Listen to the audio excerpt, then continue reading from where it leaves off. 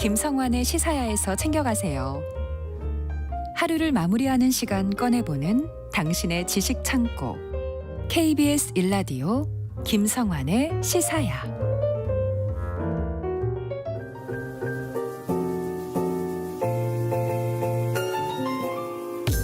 흥미로운 미술 세계로 안내해드리는 시간이죠. 미술랭 가이드 홍지혜 아트 디렉터 나와 계십니다. 안녕하세요. 네, 안녕하세요. 오늘은 뇌신경에 대한 얘기를 해주신다고요? 네. 도대체 지적 한계는 어디입니까? 어디가 끝입니까? 그러게 말입니다. 예. 뭐든 다 엮을 수 있을 것 같죠, 미술이라. 아, 그래요?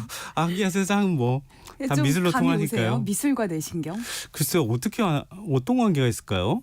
네, 제가 최근에 신경미학이라고 하는 굉장히 재밌는 신흥 학문 분야를 알게 됐어요. 신경미학요? 네, 신경미학. 예. 처음 들어보시죠? 예. 저도 처음 들어봤는데요.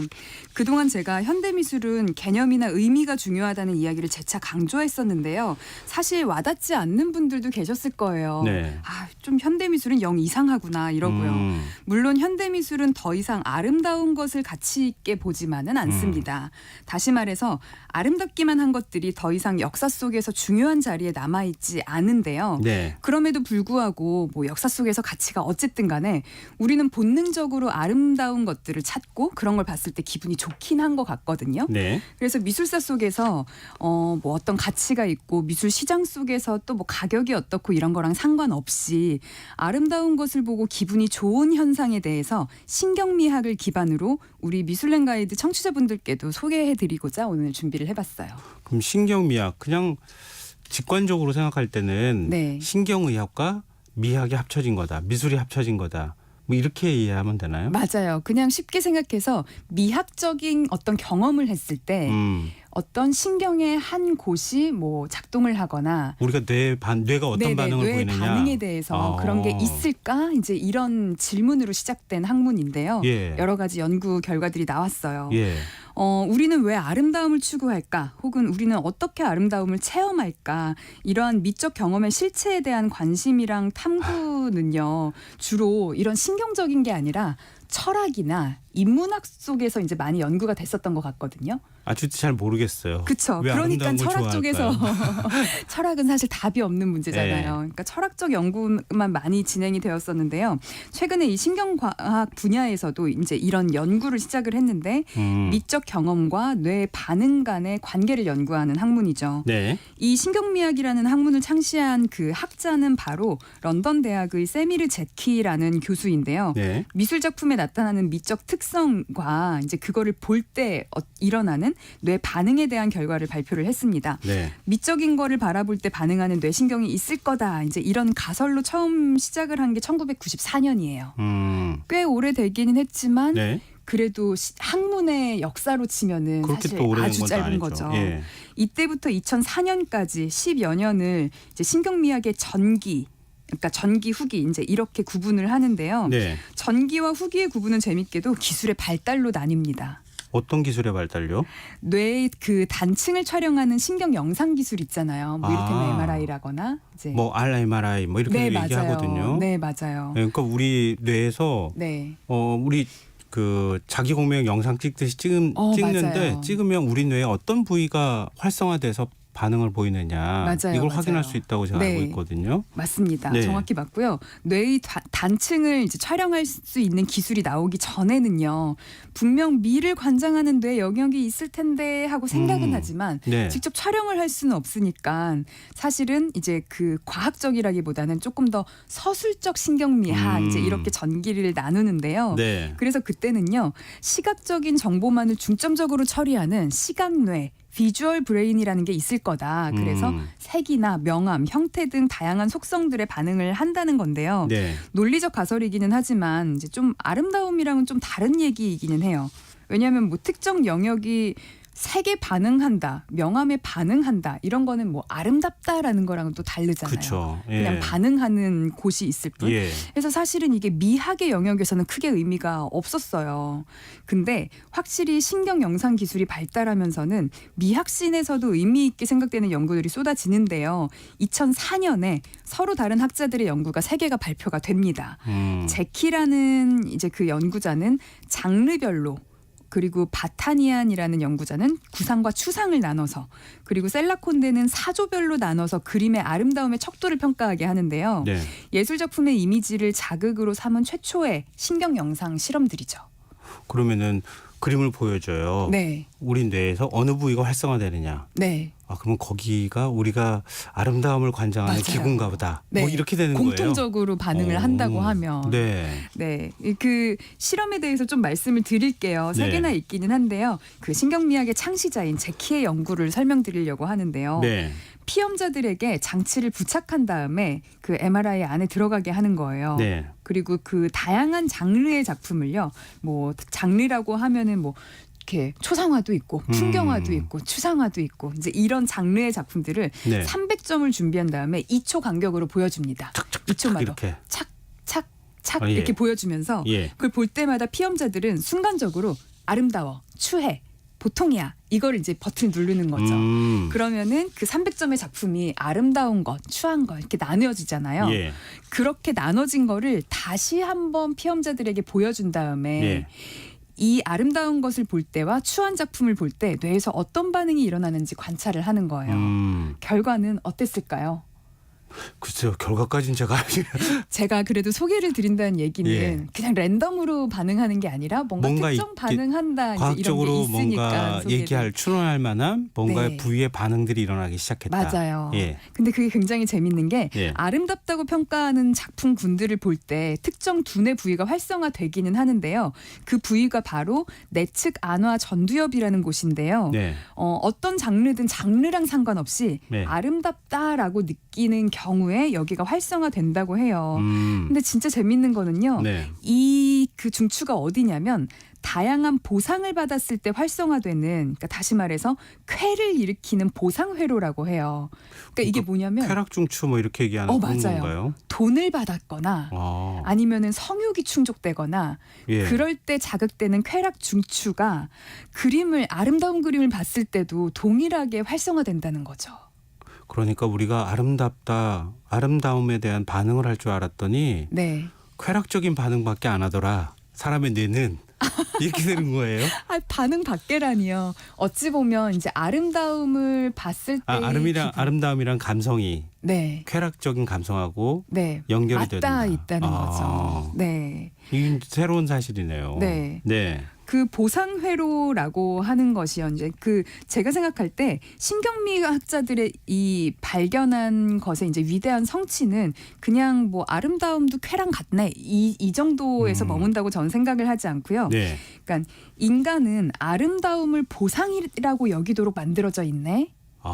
이렇게 생각을 해보면요. 네. 생물학적으로도 그러니까 그런 거 있잖아요. 그 뭐 쓸데없는 예술은 왜 자꾸 만들어? 라는 거에 대해서 네. 인간은 본능적으로 아름다움을 보상으로 여기기 때문에 예술을 계속 추구하도록 만들어졌다라고도 갈 수가 있는 거죠. 그럼 계속 보상받고 싶은 거니까. 맞아요. 예술에 대한 욕망이나 욕구가 인간한테 네. 원래 있는 거다. 맞아요. 그리고 그것이 특출나게 좀 더 발달한 사람이 예술가가 되기는 하지만 우리 인간 본연에 그냥 우리들도 창작을 하지 않는 일반 우리들도 아름다움 같은 거를 봤을 때 네. 이제 보상 회로가 작동을 할 수 있다는 거죠. 예. 특히 아름다운 것들을 보면 보상 회로가 반응한다. 이런 것들을 조금 더 현실적으로 적용을 해보면요. 네. 꼭 예술뿐만이 아니라 회사들이 이제 오피스 공간을 좀 멋지게 만들어서 일의 능률을 올리기도 하잖아요. 네.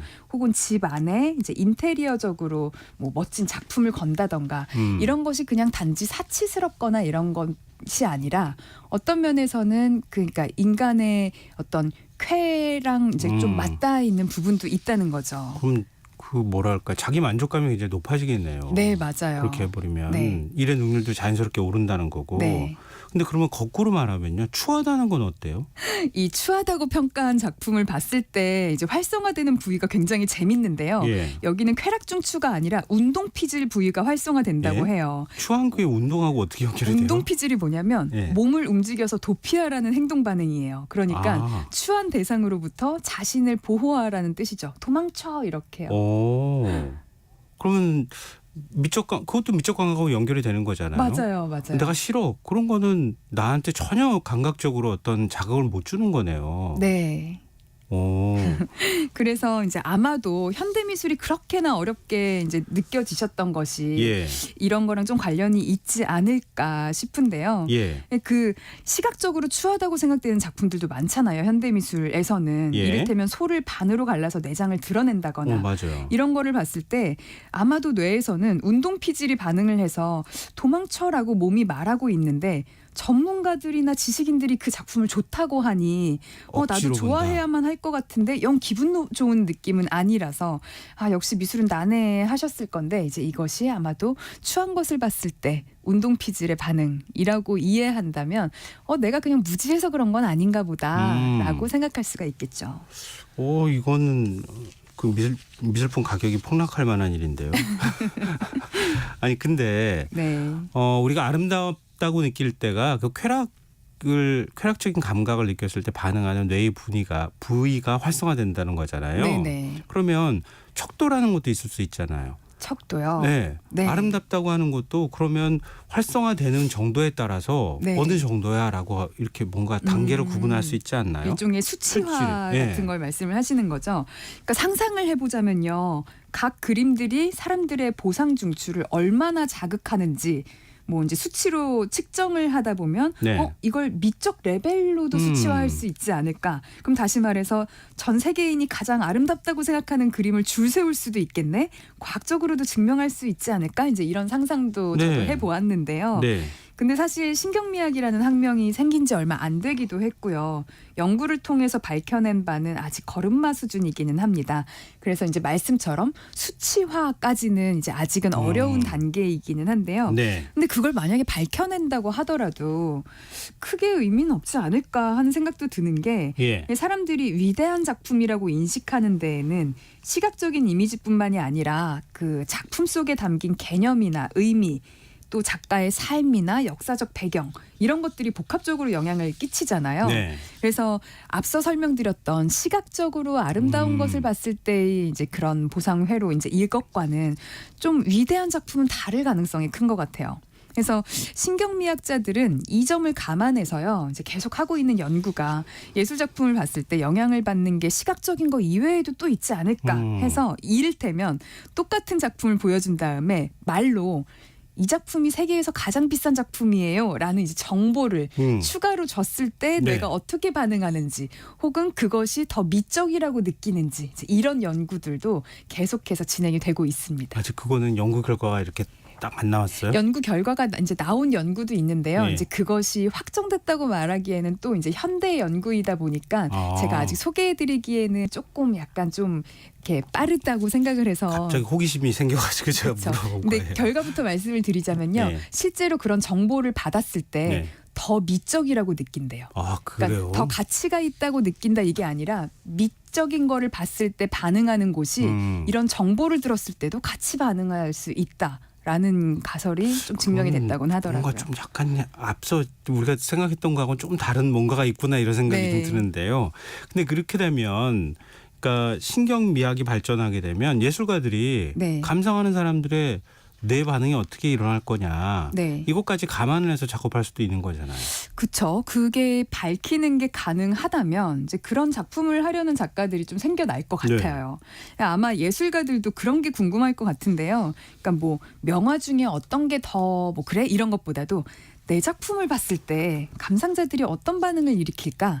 내 작품을 봤을 때 감상자들은 과연 미적이라고 느낄까? 이제 이런 게 궁금해질 것 같은데요. 네. 실제로 뇌과학자와 함께 손을 잡고 감상자의 뇌파를 측정한 예술가가 있습니다.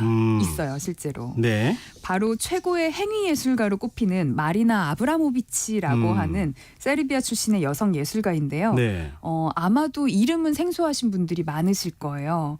원래는 2010년에 뉴욕 현대미술관 모마에서 이제 그 퍼포먼스를 하나 했는데요. 네. 예술가가 여기 있다라는 제목이에요. 그러니까 어떤 세팅이냐면 테이블이 있고요. 의자 2개를 두고 작가가 한쪽 의자에 앉아 있어요. 그럼 다른 한쪽이 비어 있겠죠? 그럼 거기에 와서는 어떤 관객이든 와서 앉아서 이제 작가와 마주할 수가 있는데 네. 이 작품에는 룰이 있습니다. 작가와 그러니까 관객이 할 수 있는 거는 눈 맞춤뿐이에요. 네. 그러니까 말도 하면 안 되고 뭐 스킨십을 해서도 안 되고. 네. 근데 대신에 이제 얼마든지 원하는 시간 동안 앉아 있을 수는 있어요. 여기 어떤 예술적인 의미를 담은 거예요? 그냥 눈을 맞추고 있는 거잖아요. 네, 맞아요. 어느 순간 뇌가 동기화되는 거예요? 동기화 감정이 동기화되는 거예요? 그렇죠. 이제 뇌를 통해서 그러니까 눈만을 통해서 사람들의 이제 에너지들이 오가고 교감을 할 수 있다라는 거를 이제 예술적으로 시각적으로 보여주는 건데요. 실제로 뭐 그냥 앉아 있는 게 예술이야 하는 생각 들잖아요. 네. 근데 이게 우리만의 생각이 아니라 모마 측에서도요. 그러니까 미술 전문가가 모여 있는 그 미술관 측에서도 작품 기획 당시에 아니 바쁜 뉴욕화가 한가하게 거기 앉아 있을 리가 없잖아요. 라고 하면서 되게 떨떠름해했다고 해요. 그래서 아마 청취자분들이 듣기에도 어이가 없는 세팅일 건데요. 근데 현장에서 어떤 일이 벌어졌냐면요. 네. 관람객들이 와 진짜 마법 같았다 이제 이런 리뷰가 전해지면서 이 마리나와 그 작가와 마주 앉으려고 사람들이 꼭두새벽부터 줄을 섰다고 해요. 그리고 아주 단순해 보이는 이 퍼포먼스는요. 평론가들이 꼽은 역대 최고의 행위예술가에도 포함이 되었을 정도로 센세이셔널했는데요. 네. 작가는 이 퍼포먼스를 이제 며칠 동안 해서 736시간 동안 누적으로 펼쳤고요. 이 기간 동안 퍼포먼스에 참여한 관객은 1,545명, 그리고 관람은 850만 명이라고 합니다. 그러니까 교감하는 순간을 이제 관객 그 여기에 참여한 빈자리에 앉았던 관객뿐만이 아니라 사람들도 보면서 이제 함께 감동을 받았다는 건데요.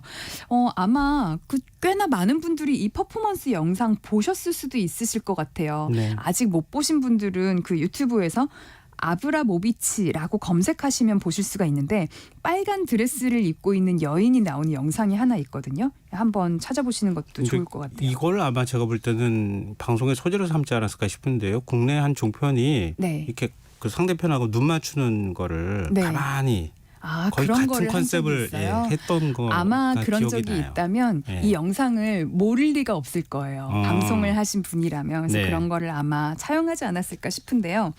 1,500명이 넘는 관람객과 눈맞춤을 했지만 이제 제가 말씀드린 이 빨간 드레스를 입은 그 영상이 뭐냐면 가장 유명한 눈맞춤은 바로 다른 예술가 울리히라는 남성 예술가와의 재회였습니다. 네. 이 둘은 원래 연인이었고요. 10수년 전에 헤어졌어요. 네. 근데 헤어지는 것도 어떻게 헤어졌냐면 만리장성의 끝과 끝에서 서로 걸어오다가 한 곳에서 만나는 거예요? 네, 만났지만 예. 서로 또 이제 그 지나쳐서 가는 퍼포먼스가 헤어짐 이별 퍼포먼스였거든요. 그러고 나서 이제 10수년 만에 재회를 했는데 네. 아무 말도 안 하잖아요. 네. 뭐 어떻게 살았니 이런 말이 하나도 없는데 그 눈에는 눈물이 그렁그렁하고 목에 울대가 뜨거운 듯 막 이제 심호흡을 하는데 사람들은 그 숨죽이면서 그 광경을 쳐다보고 있고요. 근데 거기에서 모두가 알 것 같은 말하지 않아도 알 것 같은 이제 그 세월이 느껴졌죠. 저도 이거 영상으로만 봤는데요. 되게 울컥하더라고요. 근데 아마 현장에서 봤으면 그 전율이 어마어마했을 것 같아요. 한때 연인들이 네. 그 과거의 추억이나 이런 것들을 떠올리지 않겠어요? 그 네. 사람 생각하면서. 그럼 눈으로 이렇게 우리 눈으로 말해요 이렇게 얘기하잖아요. 네. 뭔가 교감을 나누지 않았을까요? 그쵸. 네. 그리고 실제로 이게 생각을 해보면요. 코비드 때 우리가 마스크를 끼고 있었잖아요. 예. 근데 마스크를 끼면 얼굴 반절이 감춰지는데도 불구하고 실제로 소통에 크게 무리가 없다라고 느끼신 분들도 많으셨을 거예요. 그러니까 얼굴 중에서 뭐 코나 입이나 이런 거에 비해서 눈이 담아내는 그 소통의 언어가 굉장히 크다라고 이제 저도 그때 느꼈는데 네. 그런 것들을 이 예술 작품이 조금 더 시각화한 거죠. 그럼 제가 말씀드린 그 교감이라는 게 네. 신경미학에서 볼 때는 과학적으로 어느 정도 입증이 되는 거예요? 네. 제가 이제 뇌과학자랑 같이 콜라보를 했다라고 설명을 드리고 이제 이 실험에 대해서는 말씀을 안 드렸는데 네. 이 퍼포먼스 프로젝트 이후에 이 작업을 토대로 다시 한번 뇌과학자들이랑 작업을 한 거예요. 그러니까 이게 센세이셔널하게 퍼포먼스가 성공리에 되고 나서 이거 한번 뇌파를 측정해보자, 찍어보자. 라고 해서 같은 작품 컨셉으로요. 서로 앉아서 눈을 바라보는 퍼포먼스를 하는 하는데 대신에 그 뇌파를 보여주는 캡을 쓰고 하는 거예요. 그러면서 뇌파의 변화를 측정을 하는데요. 사실 이게 뭐 실험이라기보다는 실험을 차용한 예술 프로젝트라고 보는 게 맞을 것 같거든요. 네. 어쨌든 그 결과는요. 마주 앉아서 눈을 바라보는 것만으로도 뇌파가 통하듯이 연결이 되는 거를 과학적으로 보여줍니다. 그리고 낯선 사람, 그러니까 아까처럼 뭐 연인이나 이제 이런 게 아니라 정말 그냥 처음 보는 낯선 사람일지라도 눈을 통해서도 말없이 이제 소통이 이루어진다라는 것이 뇌파가 딱 연결되는 게 시각화되면서 보이지 않는 에너지를 예술로 승화시켰다라고 이제 좀 볼 수가 있는 거죠. 네. 이런 걸 보면요. 신경미학자들은 예술을 과학화시키고 싶어 하는 것 같고요. 그렇죠. 과학적으로 입증하고 싶어 하겠죠. 예술가들은 과학을 예술화시키고 싶다는 이제 생각이 좀 들어요. 그러네요. 네. 그 어느 지점에서 만나면 네. 이런 이제 행위 예술이 가능해지는 거잖아요. 맞아요. 이거 말고도 굉장히 많은 시도들이 있을 수 있을 것 같은데요. 그러게요. 저도 많은 예술가분들이 오늘 좀 이거 방송 들으신다면 좀 네. 재밌는 시도 같은 거 해보셔도 좋을 것 같아요. 아니 뇌파 같은 거 아까 그 뇌 활성화되는 부위 말씀하셨잖아요. 네. 그걸 인공지능을 통해서 어디 이렇게 예술 작품으로 네. 뭐 할 수는 없나요? 그리고 그림 여러 개 걸어놓고 난 다음에 거기서 네. 뇌에서 보내는 반응을 가지고 시각화해서 예술 작품을 만들 수도.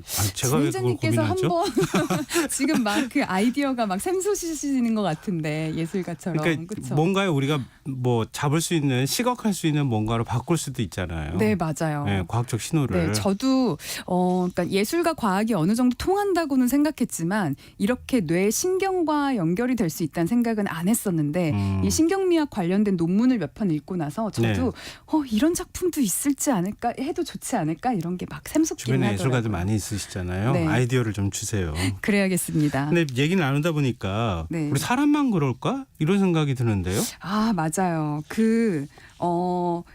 이제 제가 그 자연 속에서도요. 이런 뇌가 아름다운 것들을 보는 것을 보상이라고 느끼는 것을 찾아볼 네. 수가 있는데요. 예. 예를 들면은 이런 게 있어요. 그 고비용 신호라고 하는데요. 예. 코스틀리 시그널이라고 하는데 유전적 자질을 과시할 목적으로 이제 진화된 공작새 꼬리 같은 거 있잖아요. 예, 예. 이런 걸 보면은 인간만이 아니라 어떤 뭐 동물들도 좀 뭔가 아름다운 것들을 좋아하나 이렇게 볼 수도 있는 거죠. 아니 그것도 또 동물 행동학자들이 열심히 지금 연구하고 있을 거예요. 제가 그러게요. 제가 동물 행동까지는 또 이거를 찾아보지 않았는데 이쪽도 좀 찾아보면은 같이 아니, 연결할 수 있는 게 짝을 있겠군요. 찾기 위해서 돌멩이 네. 이쁜 거 모으기도 하고 네. 꼬리 색깔을 화려하게 만들기도 하고 특정한 행동을 하는 그런 새들도 있고 그래요. 맞아요. 그건 제가 다큐멘터리를 통해서 맞네요. 봤거든요. 그렇겠네요. 생각해 보면 진짜로 아름다움을 추구하는 것이 이제 인간의 고유한 습성만은 아닌 것 같은데요. 네.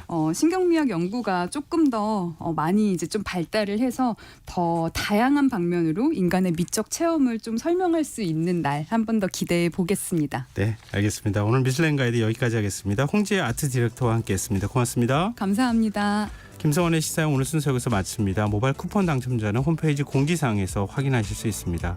지난주 스크린 음악다방 코너에서 이미용 기자 책 예술기 선물로 드렸는데요. 당첨자 가운데 콩으로 신청해 주신 신영아님 연락처가 없다고 합니다. 알려주세요. 지금까지 시사평론가 김성환이었습니다.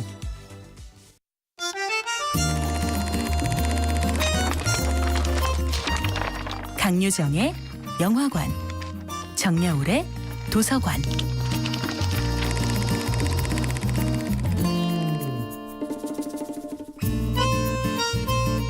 안녕하세요.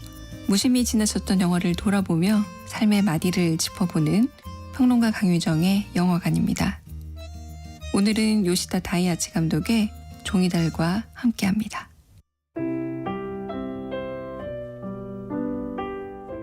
평범한 주부이자 아내였던 은행원이 어린 대학생 연인과 불륜을 저질렀고 은행의 돈을 횡령했습니다. 실제 사건을 소재로 한 이야기는 소설이 되었고 2014년 영화가 되었습니다. 2014년이면 이미 10년 가까이 시간이 흘렀지만 2023년 한국에서 다시 드라마로 각색되어 방영되기도 했는데요. 원작이 쓰인 지 20년 가까이 되었지만 종이달이 이야기하고 있는 욕망의 세계는 크게 달라진 게 없는 듯합니다. 원작 소설에는 여러 가지 금전 문제에 시달리는 주인공 리카의 주변 인물들이 등장합니다. 어떤 사람은 분에 넘치는 사립학교에 아이를 보낸 뒤 계속 다른 아이들만큼 사치스러운 환경을 제공해주지 못한다고 자책합니다. 어떤 사람은 일과 소비의 균형을 맞추지 못해 허덕입니다. 생계를 위해 돈을 버는지 아니면 필요도 없는 물건들을 사느라 일의 노예가 된 건지 스스로 모르는 거죠. 20여 년의 시간, 일본과 한국이라는 거리가 있지만 돈과 소비의 문제는 오히려 점차 커지는 듯합니다. 세상의 유행은 월간지, 주간지 단위가 아니라 소셜미디어에 업데이트되는 몇 초 단위로 움직입니다. 온라인 스트리밍과 소셜미디어의 시간은 시작도 끝도 없고 그 변화의 속도는 따라잡기 힘들 정도입니다. 과거에 비해 사람들은 훨씬 더 풍요롭지만 어쩐지 뭔가 부족하다는 결핍감은 점점 더 커지는 겁니다.